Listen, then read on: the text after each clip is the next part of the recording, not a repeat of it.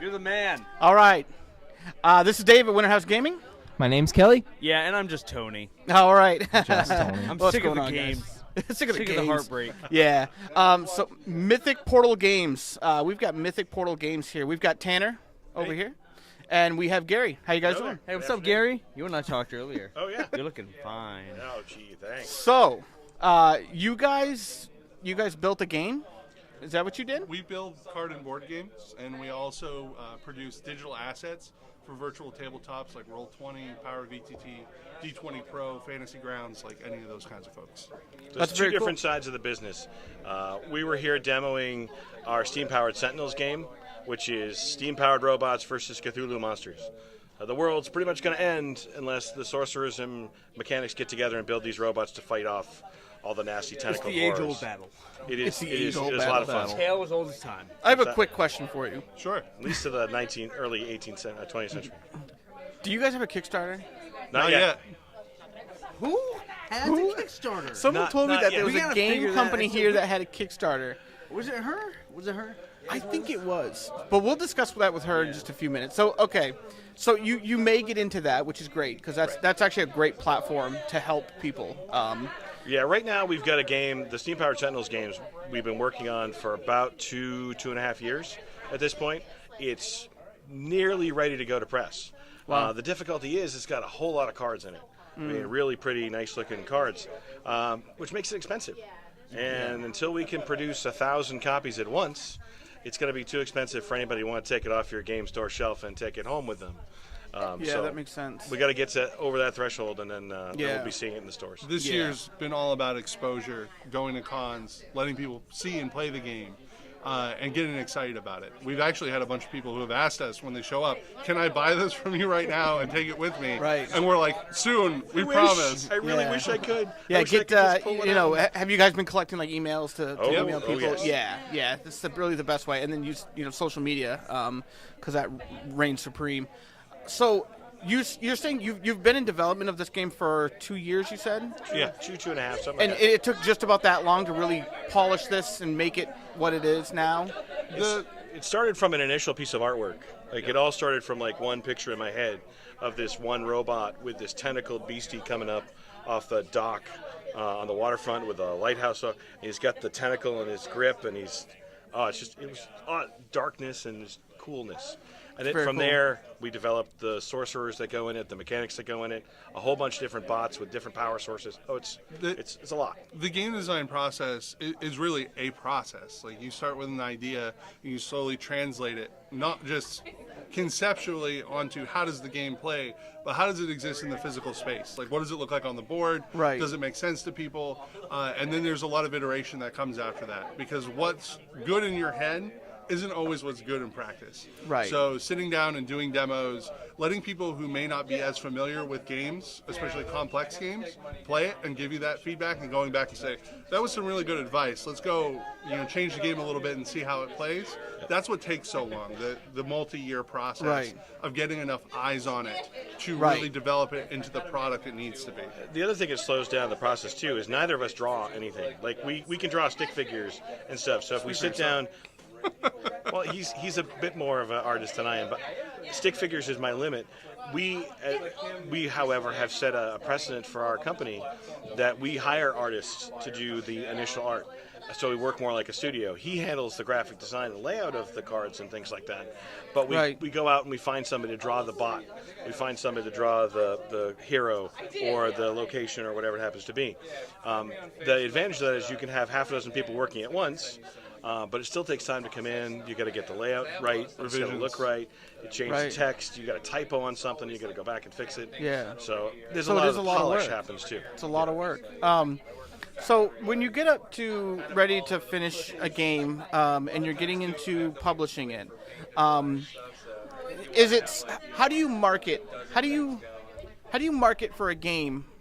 Do you do it the same way that you would other basic products? Do game designers like that use any sort of like radio? Do they use is there a whole market for that for helping we you guys haven't get the done word it- out? We haven't done it yet, but we've started looking at it.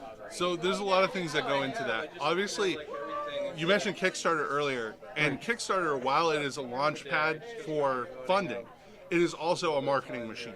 Right. It gets a lot of eyes on your product, gets people excited about Generates it. hype. And yeah, exactly. Especially at the prospect of potentially like exclusive like items Or, like, things extras. of that nature. Yeah, extras.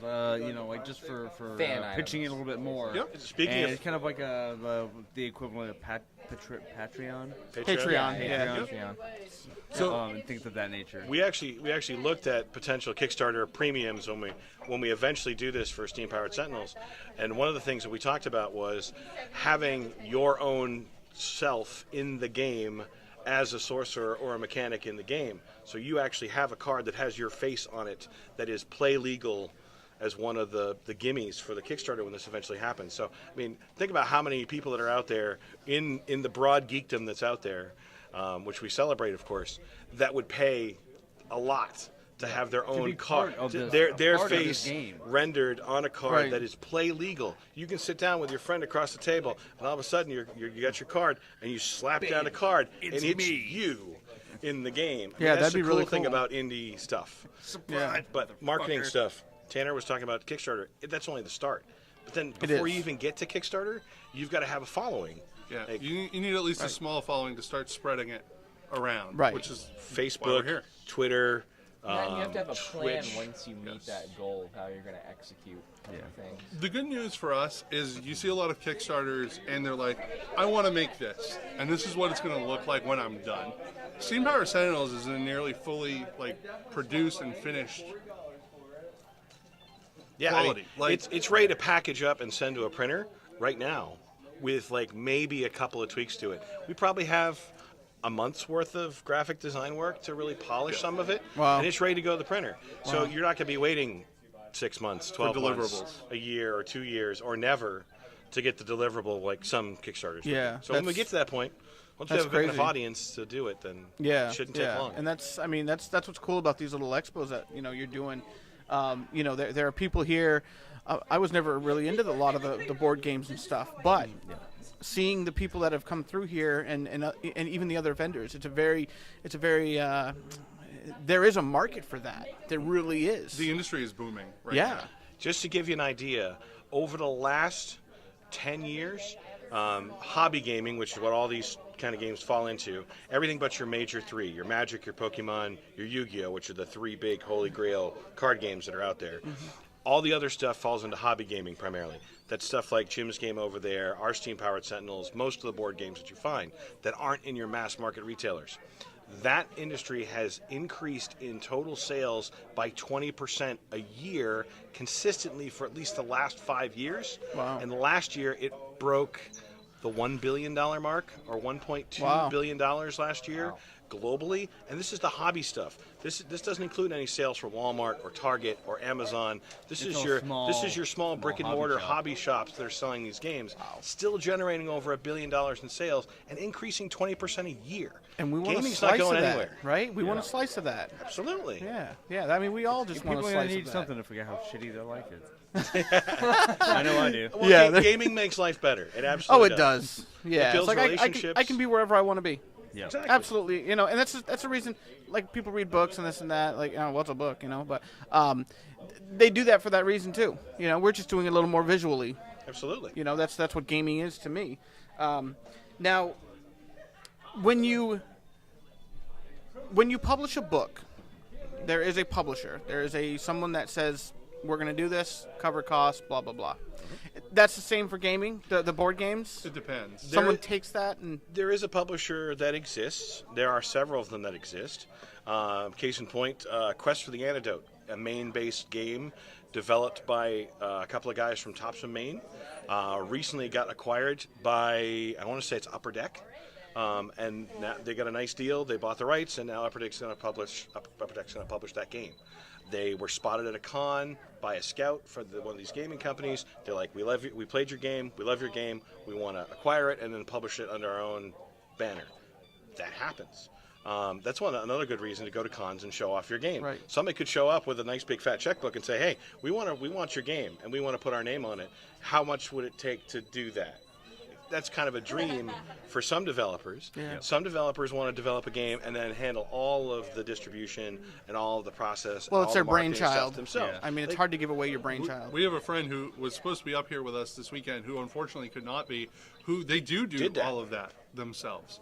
PBL Robots. It's available at various retailers here in Maine, as well as on their own website. I think they've even got it on Amazon now. Yeah, I think they do too. Wow. But we were talking with him about that a couple weeks ago. We saw him at Cirque du Geek in Waterville, and we were talking to him about the process of, okay, you got it all printed, you funded it on Kickstarter, how do you get these things moved? Right. And he said, the first 1,000 are pretty easy to move.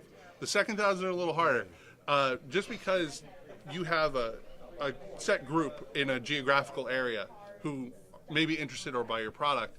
You have to push that boundary like every year, every 6 months out a little further. You got to get it to the Midwest and the West Coast, get more eyes on Overseas. Overseas. Right. So there are challenges once you get it funded and you have copies in your garage or in a warehouse or whatever to sell, to keep them moving and to keep exposure on the product. And it kind of loop back to a question you asked earlier, like how do you market a game once you have it?